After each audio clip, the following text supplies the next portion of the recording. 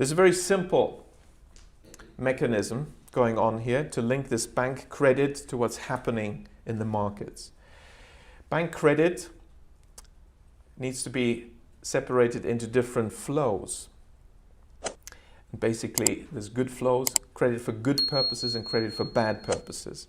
Now, the first separation, disaggregation of credit, is when credit is used for transactions which contribute to the economy, to GDP. And that may not always be good or bad within GDP, but let's just do the first separation. Because it's also possible to create credit and it's not even contributing to GDP in a good or bad way. This is whenever banks lend and therefore create credit and it's used for transactions that are not part of GDP, namely asset transactions, financial transactions, property transactions. Whenever banks create money for the purchase of existing assets, ownership rights, it doesn't contribute to GDP. And that's where the national income accountants are right.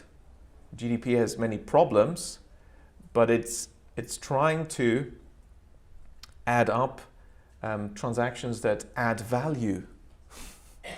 And of course, creating credit for financial transactions, buying and selling existing assets, doesn't add value. It doesn't contribute to national income. It does the opposite. Because all you're doing is, you're changing ownership. And it's a zero-sum game. If somebody wins in the financial markets, somebody else must lose by the same amount. And therefore, of course, it can't contribute to GDP. But if you have more and more people playing the stock market, playing against each other, of course, you must be reducing productivity in that economy. So it can only be a drag. So whenever you've got credit for financial transactions, it will not contribute to GDP, but it will have negative consequences. Namely, if we look at the right side here, credit used for bad things.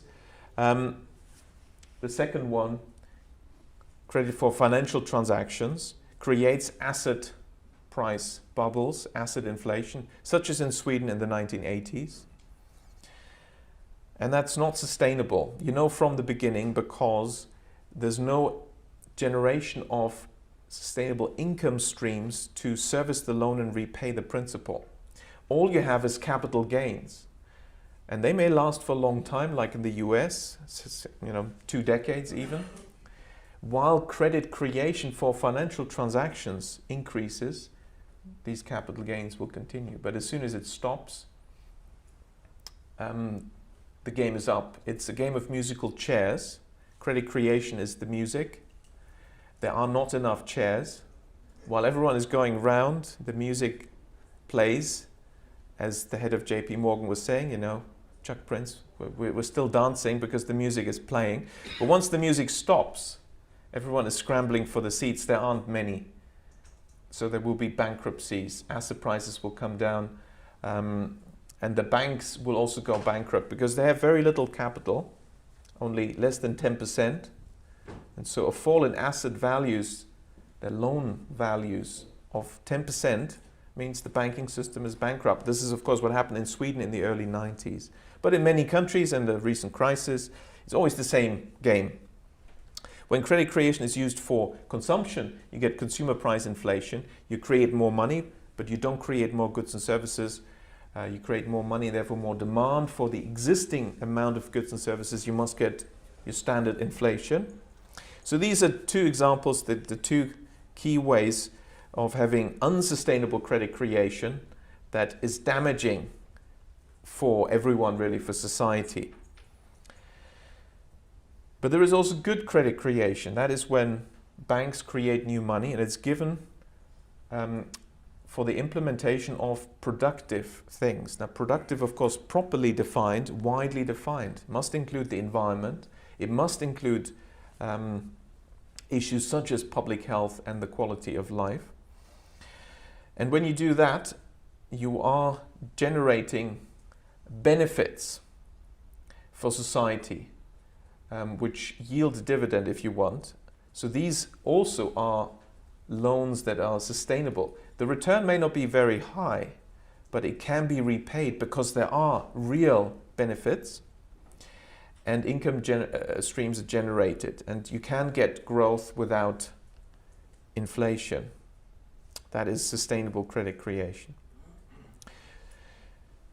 Just a few examples of when credit creation is used for the financial transactions, asset transactions. So then your credit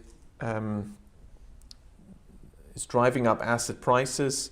The graph here shows the Japanese data, fairly similar in Sweden in the 80s, also in Japan at the same time. So the share of financial credit doubled from 15% to 30%. That's just to share. The total numbers were also increasing dramatically. But it was the same earlier in the 20s in the US, the bubble and then the bust and the Great Depression. The same in the Asian crisis in the 90s. And of course the same in the more recent crisis.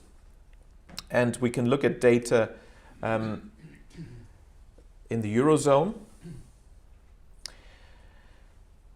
Whenever, basically as a simple rule, whenever broad bank credit creation grows much faster than the economy for several years. What sort of figures are we talking? Ireland, 30% credit growth for several years from 2004 to 2007, while GDP growth is, well, certainly less than 10%. Well, this is money creation. Where is the money going? Well, it's not going into GDP because nominal GDP is growing by much less. It is going into financial markets. So whenever this happens, you know that's an asset bubble.